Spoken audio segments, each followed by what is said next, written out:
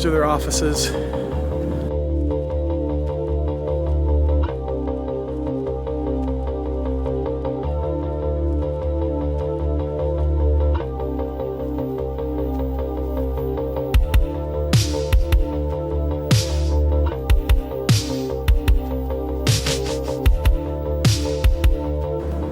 Okay, Tuesday morning the 7th. I'm going to start by taking off this flange.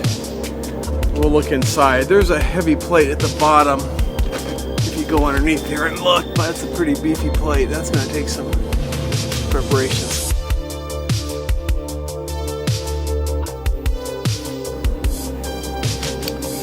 Well, this is where the salts and some carbon have definitely been laid down in the process. I'm kind of looking around for, you know, where's the crap fall out, you know, and I haven't seen it yet, but I finally found a spot where it. This is the first heat exchanger, right? Okay, well, we're pretty much detached here. I think we got a pretty good center spot. That electric lift is a good piece. So, come off this a bit. I'm going to help steady it, so instead of watching it come off, we're going to put the camera down. I'm going to help hold it.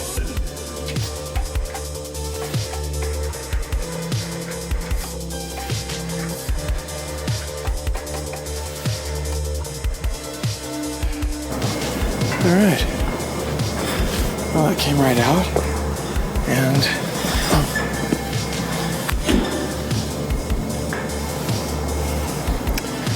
well, you got carbon deposit. I wouldn't put it in a swirl. Have it go up and down because it's too much of a shell for the carbon deposit, but oh no, that's not bad. Okay, well, this is on the border with Mexico. We're bringing back some samples of cane grass to use as our biofuels feedstock. You can see we're out here, and there's thousands of acres out here. There's reasonably good quality water. And this is all owned by the BLM, Bureau of Land Management. Alright, this is giant cane grass. You can see that it's still alive and grows from those little nodes. Look how closer later, but yeah, this is the stuff that we used to test and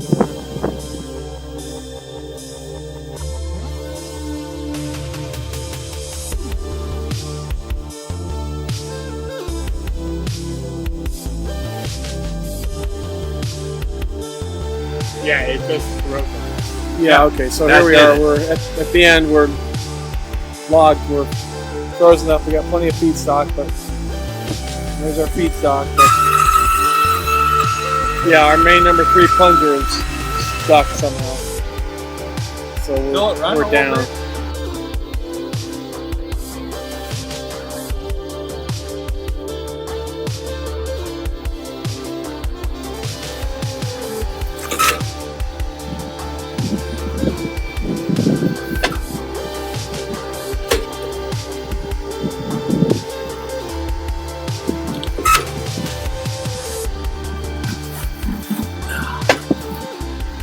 Well, it definitely pushes it through. I can't say how well it forms a plug though. Looks like a pretty loose fit in there. Anyway, the thing definitely feeds, so we got something here.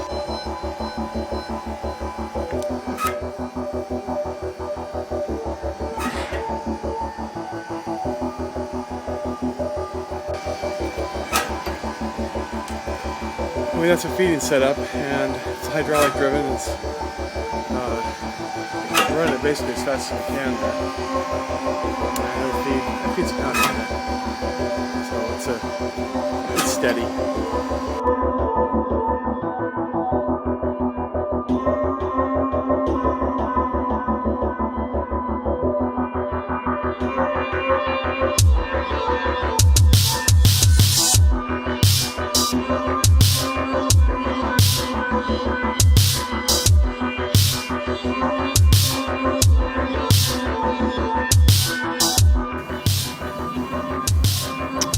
Well, here's our feed system, and here's our feedstock. So what we do is we go from this pile right here to a small container and then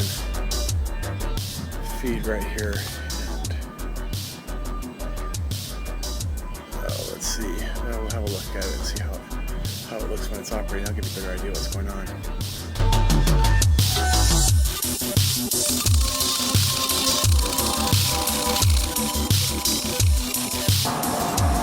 Okay, well here's the magic.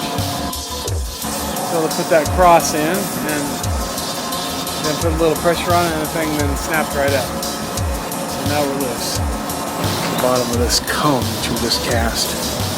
So we'll have that hooked up here in a day or so. We'll see what that looks like. See what the inside shape looks like from the mold.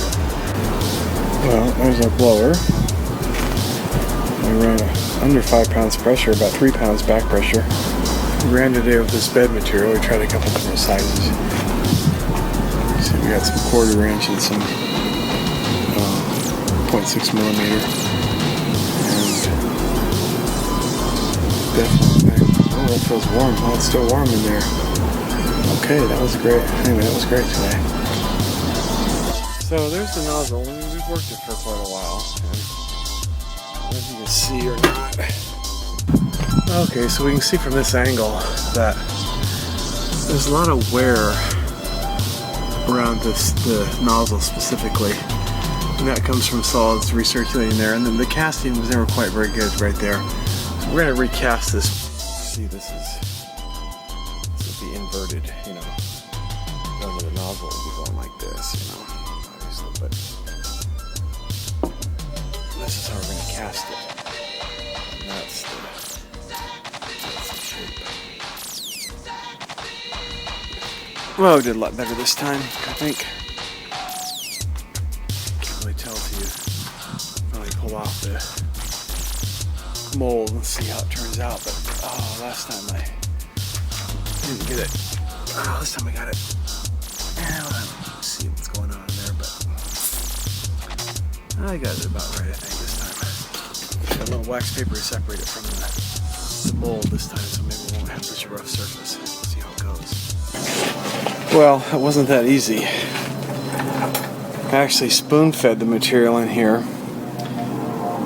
and then vibrated with a hammer, hitting a little bit so it'd settle around that cone with the wood as the base. Anyway, we'll see how it comes off. You can see how the mold makes sense when we take it off. Yeah, let's look inside the reactor. You can look down in there and see the hole there in the feeding chamber on the right. Looking all the way through the bottom.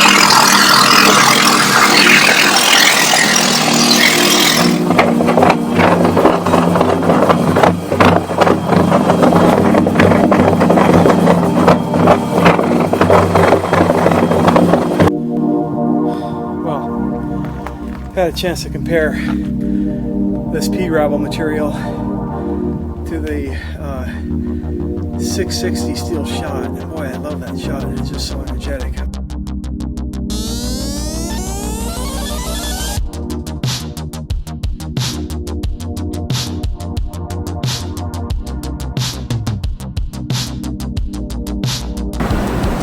Well, we've got that secured for the night by pulling down through the cables, getting those tied down, so we've got some security on it. I don't think it's going anywhere tonight, but we did have some wind earlier in the evening, so one wants to be careful, make sure we get it tied down, because you know, it can really blow around here. And it is actually, as it turns out, a long ways down. But we're getting there, and oh, there's our flare connection. That was a lot of work, that one was. And then here we are. That's our inlet connection, and the actual gas will come up through this cross from down below. If you look.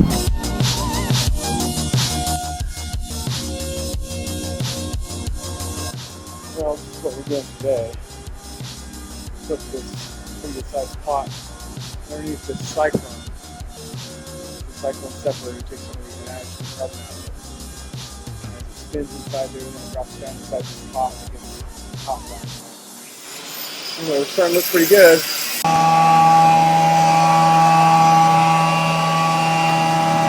Well, that's refuse derived biomass.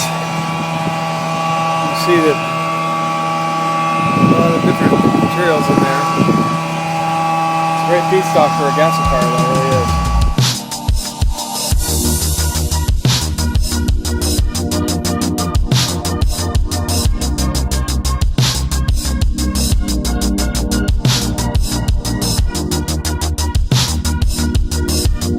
That's our first operation of the gasifier. Serious way on biomass. Well, it's getting late, that's for sure. I fired up today and did okay, but definitely need some more improvement on the burner, preheat burner. But anyway, it's a good day and a beautiful sky, and I think it's probably time to call it a night. Well, that's what the gasifier looks like when it's running.